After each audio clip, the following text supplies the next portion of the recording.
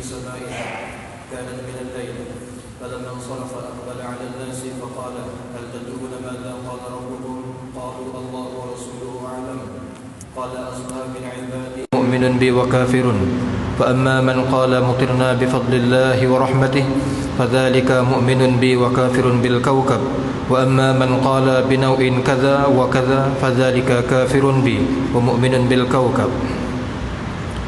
Rawahul Bukhari. Hadis riwayat daripada Zaid bin Khalid Al-Juhani radhiyallahu anhu bahawa Rasulullah sallallahu alaihi wasallam bahawa beliau telah berkata, "Sallalana Rasulullah sallallahu alaihi wasallam salat as-subhi bil Hudaybiyah." Rasulullah sallallahu alaihi wasallam telah mengimami kami dalam semaya subuh di tempat mana? Di tempat yang bernama Hudaybiyah. Bila tu? Ala isri sama'in, semaya subuh yang Nabi lakukan bersama dengan sahabat ni lepas daripada kesan hujan. Ala isri sama' ni malam tu hujan, pagi esok tu Nabi semaya subuh. Yang mana hujan tu turun kanat minal lailah. Hujan tu turun pada malam, jadi pagi tu ada kesan lagi. Falamman sarafa, apabila Nabi sallallahu alaihi wasallam selesai semaya subuh, insarafa, aqbala 'ala an-nas, baginda berpaling menghadap kepada orang ramai. Ini ada beberapa keadaan Nabi lah. Beberapa keadaan Nabi berpaling selepas pada semaya, khususnya lepas pada semaya subuh. Ada ketika Nabi pusing paling, mana betul-betul membelakangi kiblat. Kebiasaannya apabila Nabi paling lagi tu, adalah tu Nabi nak sampaikan sesuatu ataupun Nabi nak minta laporan daripada para sahabat dia, ataupun Nabi adakan muzakarah bersama dengan sahabat dia, tanya lebih kurang, ada sahabat cerita tentang mimpi dan sebagainya. Ada ketika Nabi paling sebelah kanan. Jadi bab paling ke mana-mana ni tak jadi masalah. Betul lah, ada seorang sahabat Nabi tu, dia sengaja bila lepas maya tu dia paling alik kiri. Dia paling alik kiri. Jadi tu imam zaman kita hari ni kalau buat lagu tu orang jadi pelik. Orang pelik tu kalau orang tidak tahu, kalau orang mengaji dia tahu.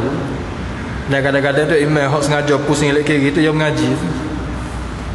Jadi nak pusing ke mana-mana tidak jadi masalah, dan tidak ada kelebihan khusus berkenaan dengan pusing terus ataupun pusing belah kanan saja ataupun belah kiri saja. Jadi inilah kebiasaan Nabi selepas pada semaya subuh. Ada Nabi nak ayat sesuatu. Lalu faqala, lalu baginda sallallahu alaihi wasallam bersabda, hal tadruna madza qala rabbukum? Adakah kamu semua tahu apakah yang telah difirmankan oleh Rabb kamu? Apakah yang telah dititahkan oleh Tuhan kamu? Sahabat sentiasa mengeluarkan perkataan beradab dengan Nabi. Sebab sahabat-sahabat Nabi yang lama ni, yang duduk sekeliling Nabi ni, dia nak tanya sesuatu masalah, bukan kadang-kadang dia malu. Sebab dia terlalu respect, terlalu hormat kepada Nabi. Ini sebagai adab seorang pelajar dengan guru dia. Kadang-kadang dia hantar orang lain suruh tanya. Sebab itulah para sahabat Nabi ni dia sangat suka kalau Arab Badui mari. Badui ni kalau tempat kita orang ulu, orang pendalaman jauh daripada tempat yang jauh daripada bandar. Dia adalah buah-buah darat dia tu. Kadang-kadang dari sudut percakapan dia pun kadang-kadang tidak beradab. Bagi kita orang yang tak biasa, kita akan kata kurang ajar. Tapi bagi bobok dia tu sama-sama dia lah gitu dah, kebiasaan dia. Jadi Arab Badui lah gitu. Batu Badui kadang-kadang mari nak jumpa dengan Nabi. Nah, dia keluar daripada jauh lagi. Oi Muhammad itu baik mentah. Bahasa dia guna. Itu sebelum dia jadi sahabat Nabi lah. Bila dia telah jadi sahabat Nabi, dia telah mengaji dengan Nabi, dia bergaul dengan para sahabat di Madinah, maka kehidupan dia pun berubah lah. Daripada seorang yang darat jadi tidak darat lah gitu. Jadi sahabat Nabi ni ia ada keliling Nabi ni, apabila Nabi tanya sesuatu, maka dia beri jawapan dengan penuh beradab. Allah wa rasuluhu a'lam. Allah dan Rasulnya lah yang lebih mengetahui. Qala, baginda sallallahu alaihi wasallam bersabda, Allah berfirman, asbaha min ibadi mu'minun bi wa kafirun. Telah berpagilah di kalangan hamba aku ni. Nah, ada yang di kalangan mereka tu mukminun bi, yang beriman dengan aku, wa kafirun, dan ada juga yang kufur dengan aku. Fa amma man qala, ni Nabi royak sesuatu yang ada hubung kait dengan kejadian semasa tu. Maknanya lepas tu berlaku hujan. Kenapa Nabi boleh royak lagi ni? Sebab ni nak membatalkan fahaman masyarakat Arab jahiliah. Kita kena ingat sama-sama, wahyu Tuhan ni sama ada wahyu matlu Al-Quran ataupun wahyu ghairu matlu hadis Nabi sallallahu alaihi wasallam, dia sebenarnya kebanyakannya nak menegur kesilapan-kesilapan ataupun salah faham di kalangan masyarakat Arab jahiliah. Sebab beberapa Arab jahiliah ni dia mengaku mengikut Nabi Ibrahim juga. Nabi pun Nabi SAW pun beritahu kepada Arab jahiliah pada ketika tu, aku ni bawa satu agama yang berada di atas milah Ibrahimiyah. Seperti mana telah termaklum dalam satu riwayat, ketika mana pokok Nasara mari daripada Najran, mari jumpa Nabi. Lalu Nabi ajak mereka supaya beriman kepada Allah, mana supaya masuk Islam. Maka wakil dia pun tanya Nabi, nah, ala ayyi dinin anta, wahai Muhammad, mu dak ajak kami masuk Islam ni, mu dak atas agama apa? Maka Nabi sallallahu alaihi wasallam jawab, ala millati Ibrahim. Agama yang aku bawa ni teras dia, asas dia adalah millah Ibrahim, agama Nabi Ibrahim. Maka bobok dia tak si terima seruan Nabi, dia wi alasan mudah-mudah dengan dia adakan tuduhan kepada Nabi, faqad zitta ma laysa minhu, sebenarnya kamu wahai Muhammad, mu telah mengada-ngada, mu telah menambahkan dalam agama hak sebenar bukan agama Nabi Ibrahim. Sebenarnya bobok dia tidak tahu, pun tidak kenal apa agama Nabi Ibrahim. Begitu juga dengan masyarakat Arab jahiliah. Nah, sebab Arab jahiliah ni dia mendakwa mengikuti agama Nabi Ibrahim, sebab tu dia hidup Mekah, buat haji. Nah, agama Nasara pun terima Nabi Ibrahim, agama Yahudi pun terima Nabi Ibrahim. Maknanya tentang Nabi Ibrahim ni tak ada siapa yang kah daripada tiga agama besar ni. Kalau cerita tentang Nabi Ibrahim kepada orang Yahudi, Yahudi terima, tak ada masalah. Cerita kepada Nasara Kristian, dia pun terima. Tapi kalau cerita tentang Nabi kita kepada dua-dua golongan, cerita tentang Nabi Muhammad kepada Yahudi Nasara, dua-dua golongan dia akan tolak. Kalau cerita Nabi Isa, nah, orang Islam terima, orang Yahudi tolak. Kalau cerita tentang Nabi Uzair dan sebagainya, Nabi Uzair tidak menjadi masalah.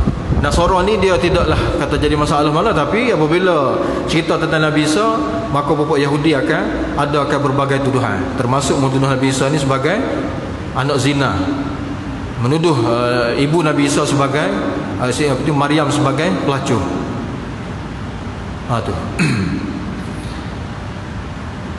Jadi ekoran daripada fahaman masyarakat Arab jahiliah, dia punya fahaman bila berlaku hujan ni maknanya dengan sebab berlakunya pergerakan bintang tertentu. Nah, jadi kita kena faham sebab apa? Sebab Nabi tiba-tiba royak. Fa amma man qala, adapun orang yang kata mutirna bi fadlillahi wa rahmatih, kita telah menerima hujan bi fadlillah, dengan kurnia Allah Ta'ala dan juga dengan rahmat dia. Maknanya yang memberi asbab hujan ni adalah Allah, yang menurunkan hujan ni adalah Allah dengan anugerah dia dan juga dengan rahmat dia. Nah, mana ucapan lidah ni mewakili pegangan dalaman. Fadzalika, yang demikian orang yang berfahaman seperti ni, nah, meletakkan taksir ataupun memberi kesan turun hujan ni kepada Allah Ta'ala, mu'minun bi, dia adalah orang yang benar-benar beriman kepada aku, wa kafirun bil kaukab, dan dia adalah seorang yang engkar tentang mengingkari adanya kesan daripada bintang untuk menurunkan hujan. Wa amma man qala, adapun orang yang kata, bila kata sebut kata sini dia syarat dia kena dengan kepercayaan. Dia ucap sesuatu dengan dalam dia tu seperti tu juga, dia percaya seperti itu juga. Jadi wa amma man qala, adapun orang yang kata binauin kadza, maknanya ai mutirna binauin kadza. Kami menerima hujan, maknanya hujan telah turun menimpa kepada kami ni dengan sebab binauin kadza. Dengan sebab bintang sekian-sekian, iaitu dengan sebab pergerakan bintang sekian-sekian. Fadzalika kafirun bi, maka yang demikian itu adalah manusia yang telah kufur kepada aku, wa mu'minun bil kaukab, dan dia telah beriman kepada bintang. Kesimpulan daripada hadis ni, yang menurunkan hujan, yang memberi kesan boleh turunnya hujan adalah daripada Allah Ta'ala. Yang lain-lain tu semua adalah merupakan asbab. Dan asbab dia tidak ada kuasa sikit pun untuk nak memberi kesan, nak turun hujan kau gapo kau, tidak boleh. Hadis seterusnya Al-Muawiyah ibn al-Hakam radhiyallahu anhu qala qala Rasulullah sallallahu alaihi qala ya Rasulullah inni hadithu ahdin bijahiliyah wa qad jaa Allah bil islami wa inna minna rijalan ya'tuna al-kuhana faqala fala ta'tihim qala wa minna rijalun yatatayyaruna qala dhaka shay'un yajidunahu fi sudurihim fala yasuddannahum qala qultu wa minna rijalun yakhuttuna qala kana nabiyyun minal anbiya'i yakhuttu faman wafaqa khattahu fadhaka. Hadis ni di antara hadis yang kalau tidak diamati dan dia tidak betul-betul dihayati, boleh jadi salah faham. Boleh jadi salah faham. Hadis ni nak cerita tentang sahabat Nabi yang baru meninggalkan zaman jahiliah. Yang mana di zaman jahiliah, maknanya kebiasaan amalan pokok jahiliah ni, ada gapo-gapo dia akan pergi jumpa dengan kuhan, dia akan pergi jumpa dengan tok bomo, dia akan pergi jumpa dengan tukang tilik, dia akan pergi jumpa dengan tok nujum. Ini amalan mereka, kebiasaan mereka. Jadi adalah di kalangan mereka tu ada tok bomonya, ada tukang tiliknya, ada tok nujumnya. Nah, semua-semua ni dalam bahasa kita dia panggil tok bomo lah mula-mula, sebab makna kuhan tu seorang yang klaim ataupun mendakwa boleh tahu sesuatu perkara gaib. Boleh tahu sesuatu perkara yang gaib. Gaib ni maknanya ma ghaba 'anil hissi, benda yang tidak dapat dikesan oleh panca indera, gaib lah dia. Panca indera kita tak boleh kesan, mata kita tak boleh tengok, telinga kita tak boleh dengar, sentuhan kita tidak mampu merasai, maka dia adalah sesuatu yang gaib. Jadi apabila seseorang tu boleh rayak cerita perkara yang gaib, maka dia termasuk dalam makna kuhan. Dan perkara ni banyak berlaku di kalangan tok bomo. Kan? Tidakkah berlaku apabila seorang tu pergi jumpa kadang-kadang tok bomo ni pun jadi masalah ke?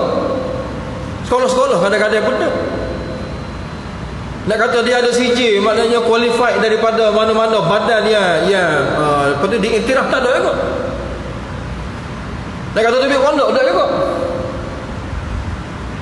Tapi dia boleh tahu sesuatu. Orang mari jumpa dengan dia pun rayak gini-gini, dia mau kena buat kat orang tu. Rayak kena buat kat orang tu perkara baik selalu dah. Kalau kena buat kat orang apa-apa, mata ada mau bekak ni kita nampak dia mau kena tumbuk dia. Tu dah apa, bukan gaib tu. Ni kena buat kat orang tu. Orang hantar haji kena mau gini-gini, daripada mana tahu? Daripada mana dia dapat tahu?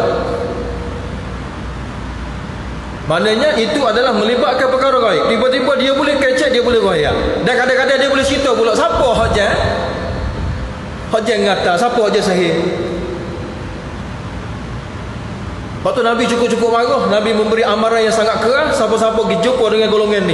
Man atakahinan faqad kafara ala Abil Qasim. Siapa-siapa pergi jumpa dengan tok bomo, orang ni telah kufur kepada Abil Qasim. Jadi kuhan di kalangan Arab jahiliah ni sebab tok bomo ni bukan kata baru, lama dah. Nah. Tapi tok bomo sebab kita ni tengok keadaan. Bomo biar kata sebut tok bomo sebab kita ni cukup jelas dah rasa. Nah, tapi kalau belah negara jiran kita sebelah selatan Thai, kalau sebut bomo kena sebut lagi satu kalimah. Dia panggil bomo hatu. Kalau tu bomo saja tu doktor. Kalau kata sebut bomo hatu, hal itu bomo biasa tu. Nah, kalau tanya dia, kita pakai dah bawah dia, dia mau tahu dari mana dia jin belakang-belakang ni. Akhir sekali dia pun main teka gitu kok. Nampak tak? Jadi itu adalah kuhan. Tak kira lah. Lepas tu tilik nasib. Orang beritahu sesuatu, benda ni akan berlaku begini-begini. Nah, ramal dia panggil. Termasuk dalam kuhan tu. So lagi tilik nasib orang, tengok sekali-sekali petanda-petanda pada kamu ni, kamu jenis orang pasal ni. Begitulah kadang-kadang berlaku. Orang tu tilik berdasarkan nama orang. Di zaman kita hari ni kita dapati berdasarkan huruf abjad. Nama demo start huruf apa ni? Start huruf F. Oh, dia kata huruf F ni begini. Ini semua termasuk dalam kategori orang yang dipanggil tilik nasib.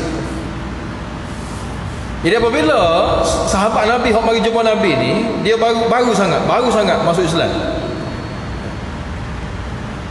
Iaitu Muawiyah bin Hakam radhiyallahu anhu. Ketika mana dia mari jumpa Nabi, dia kata, "Ya Rasulullah, wahai Rasulullah, inni hadithu ahdin bijahiliyah." Saya ni baru meninggalkan zaman jahiliyah. Sebab tu kalau kita tengok bahasa yang digunakan pakai dalam hadis ni, Nabi apabila dia kecek dengan sahabat hak baru tinggalkan agama lain, mana baru meninggalkan zaman jahiliyah, cara percakapan Nabi dengan mereka ni lembut sungguh. Dan kita begitulah, kita kena bertindak kepada orang yang baru mengenali Islam, baru masuk Islam. Seperti mana kita dengar dalam hadis-hadis sebelum kan, ada di antara hadis Nabi pesan seperti mana kepada Muaz, setelah mana orang ni terima la ilaha illallah kan, muajar pula sembahyang, muajar pula puasa, muajar pula zakat. Persoalan kita kadang-kadang kita fikirlah, maknanya orang ni apabila dia masuk Islam, adakah rukun Islam ni difardukan kepada dia secara berperingkat ataupun sekaligus? Maknanya hari dia masuk Islam mula-mula tu tidak difardu semua sekali, maka difardukan sikit-sikit. Sebab kalau kita tengok zahir hadis macam tu, seumpama gitu. Tapi makna dia bukan difardukan secara keseluruhan. Cuma cara kita ni supaya tidak meliarkan dia daripada Islam, maka itulah cara guna step one by one. Nah, beritahu setelah mana boleh terima ni, ayat pula. Dan begitulah cara yang Allah Ta'ala guna pada awal Islam ni. Masa zaman awal-awal Islam dulu, pokok sahabat Nabi tu mabuk lagi. Pak mereka ayat Quran turun, mana kali keempat tu baru pengharaman secara total. Belum tu dah lagi. Belum tu kata dengan kalimah-kalimah, janganlah kamu menghampiri solat. La taqrabus salata wa antum sukara. Nah, tak sahabat semaya lagi kalau kamu dalam keadaan mabuk. Mula-mula cerita tentang bahaya agak, beritahu keburukan dia. Mana tidak pengharaman lagi. Itulah berlaku kepada sahabat sendiri.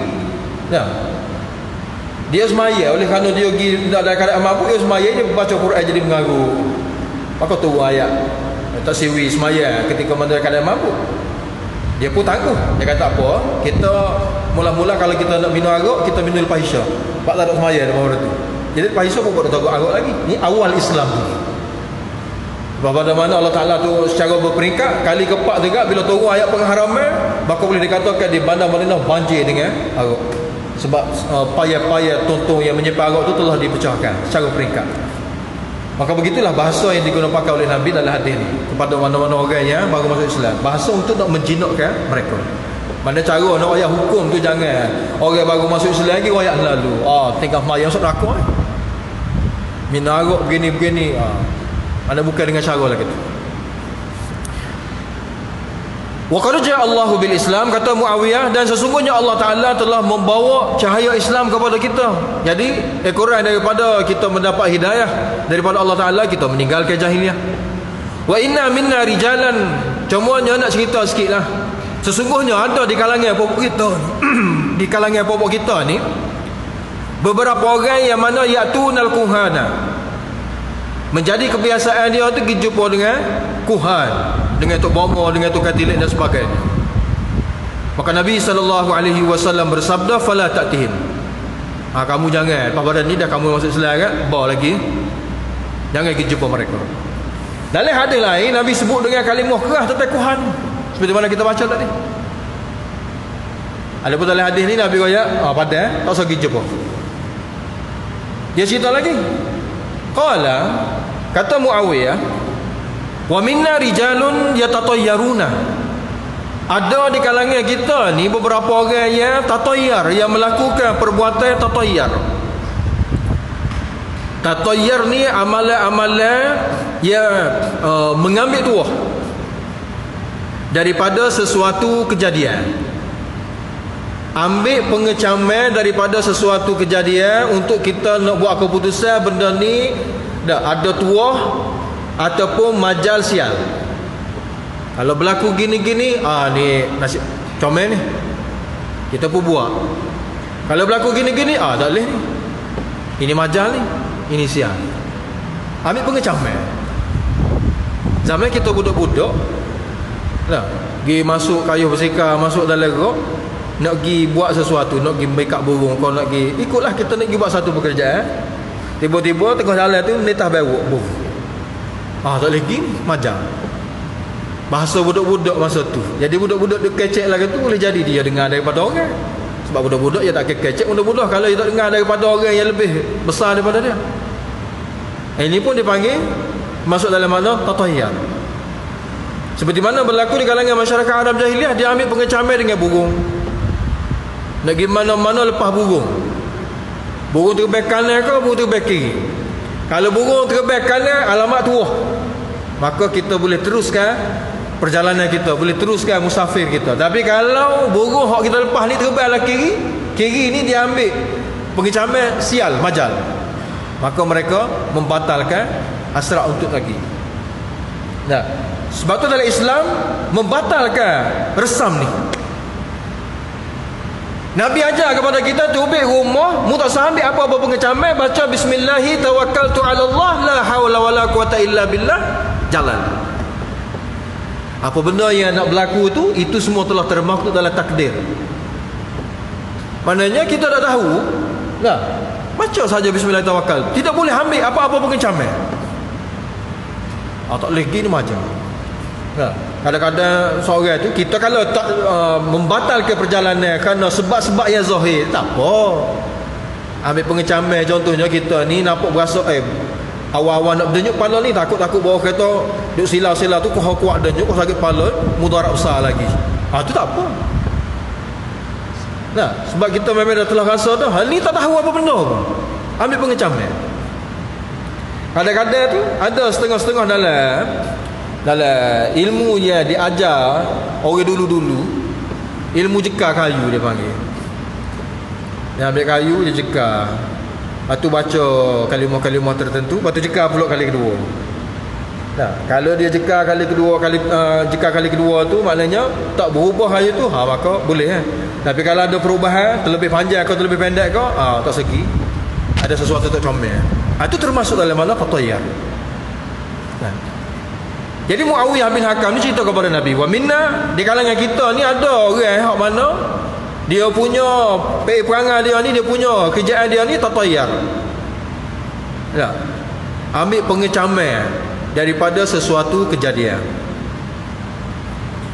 Jadi Nabi royak dengan bahasa lembut, Nabi kata, zaka syai'un, yang demikian itu tatayyar yang orang buat keputusan itu sebenarnya sesuatu yang yajidunahu fi sudurihim, yang mereka berasa dalam hati. Yajidunahu, yang mereka dapati ni, maknanya mereka berasa benda tu. Tu perasaan kita.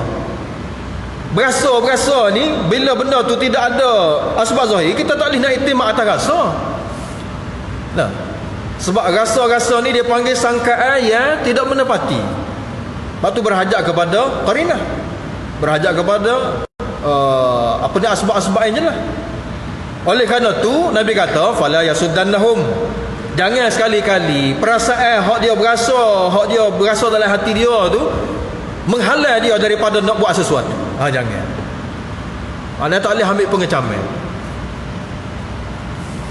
Muawiyah bin Hakam tanya lagi. Qala, kata Muawiyah bin Hakam, qultu, aku tanya lagi, wa minna rijalun yakhuttuna. Ini di antara kalimah-kalimah yang mana ada juga didapati orang yang salah faham. Seterusnya ni, Nabi nak beritahu kepada kita tentang sesuatu penulisan azimat. Penulisan ni maknanya tulis azimat lah. Tulis azimat. Orang salah faham atas hadis ni, dia kata, oh dah Nabi royak guna bahasa lagi ni, boleh maknanya.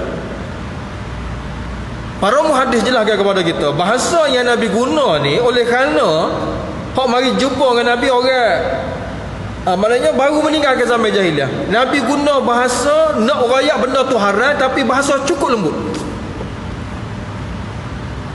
Nah, sebab benda-benda yang dia cerita ni dikira benda-benda yang mereka suka buat. Nak tinggal sekaligus sesuatu amalan ataupun sesuatu resam yang telah menjadi kegemaran masyarakat setempat ni bukan mudah. Ayuh, Nabi nak royak dengan cara-cara hikmah Nabi pun pegang pedang dengan Nabi. Nabi orang paling lembut percakapan dia, orang yang paling berhikmah, orang yang paling jaga hati manusia. Pun begitu, tetap kena marah juga, tetap kena halau juga. Nabi guna bahasa habis lembut dah. Jadi kena faham molek gaya bahasa yang digunakan pakai oleh Nabi ni. Nah, jangan ambil zahir lafaz hadis gini, oh tengok ada gini, malah tak apa. Mari kita tengok lafaz hadis. Kata Muawiyah bin Hakam, wa minna rijalun yakhutuna. Ada di kalangan buku kita ni, nah, terdapat golongan yang menulis azimat. Boleh guna macam-macam bentuk kalimah tak kira lah. Hak yang tidak jelas-jelas, berbagai-bagai jenis mentera. Nah, Nabi jawab lagi mana? Nabi guna gaya bahasa kana nabiyun. Sebelum ni ada seorang Nabi. Ada seorang Nabi. Dalam riwayat mengatakan sama ada Nabi ni Nabi Idris ataupun Nabi Daniel alaihi wassalatu wassalam. Salah seorang itulah. Nah, dalam kitab syarah hadis kata nama ada Nabi Idris ataupun Nabi Daniel. Ada seorang Nabi dulu daripada kalangan para anbiya, yakhutu, dia pun nulis juga. Cuma Nabi nak ayat tulis, Nabi guna bahasa ni. Oleh kerana tu faman wafaqa khattahu, siapa-siapa yang lakaran dia ni, khatta ni kita tulis tu. Nah, wafaqa, yang menepati lakaran Nabi tu, serupa dengan Nabi tu, maka fadaka. Tak apa. Masalahnya dalam hadis ni pun Nabi hanya sebut Nabi dengan bentuk nakirah dengan umum. Ada seorang Nabi. Nabi mana? Nabi dah sebut Nabi mana? So, yang kedua, apabila Nabi itu pun tidak diketahui, maka bentuk tulisan dia lagi-lagilah kita tidak tahu. Nah, maka siapakah yang boleh buat keputusan, oh ni lukisan kita, lakaran kita, hak kita korang-korang ni, hak kita tulis-tulis ni serupa dengan tulisan Nabi itu. Siapa yang boleh buat? Sebab benda ni berlaku sampai dulu. Betullah ulama syarah hadis kata, apa yang telah ditulis oleh Nabi dulu, sama ada Nabi Idris ataupun Nabi Daniel tu, dia tulis ayat Allah juga. Ayat daripada kitab-kitab Allah terdahulu. Nah, dia bukan tulis benda-benda mengarut. Muka seorang Nabi kan? Nabi memang dia cukup jaga perkara ni. Jadi kadang-kadang orang ambil ni nak menghalalkan secara umumnya, tidak menjadi masalah. Sebab itulah dalam bab tulisan, menulis azimat ni, sebagai contohnya tulis ayat Quran dan sebagainya, kalau kita teliti dalam hadis Nabi, ditulis kepada golongan yang tidak ada kemampuan nak baca. Kanak-kanak tak boleh nak baca. Orang mana dia tu baca tak reti, nak lepas tu nak tulis kau tak boleh, nak baca tak reti, nak nulis kau tak reti. Orang ajar baca pun tak agak boleh. Jenis orang macam ni, maka untuk dia tu ditulis. Itu apa yang telah dilakukan oleh sahabat Nabi. Cumanya apa yang kita nak beritahu ni, ini penulisan azimat hak baru dengan berbagai-bagai bentuk. Macam zaman kita ni kita dapati orang tulis buat azimat dengan ambil surah Qul huwallah, dia korang tarik Qul, lepas tu tengah-tengah dia tulis macam-macam. Gapo benda tahu bentuk isyarat tidak difahami. Tulis nombor 1 lah, 01 guna kalimah-kalimah bahasa. Apa makna semua ni? Juga tidak dapat dipahami. Dan itu dikenali sebagai suatu perkara yang bersanggah. Sebenarnya ulama hadis beritahu, hadis ni nak memberitahu haram benda tu. Tidak boleh. Cuma Nabi guna gaya bahasa pasal tu. Dah. Kemudian hadis yang kena ni, hadis ni agak panjang. Nah, perbahasa dia kita akan sambung pada minggu akan datang insya-Allah. Alhamdulillahirabbil alamin. Allahumma shalli wa sallim wa barik ala Muhammad wa ala alihi wa sahbihi ajma'in. Allahumma anfa'na bima 'allamtana wa 'allimna ma yanfa'una wa zidna ilma. Alhamdulillahi ala kulli hal wa na'udzu billahi min hali ahli an-nar. ربنا آتنا في الدنيا حسنة وفي الآخرة حسنة وقنا عذاب النار وصلى الله على محمد وعلى آله وصحبه أجمعين.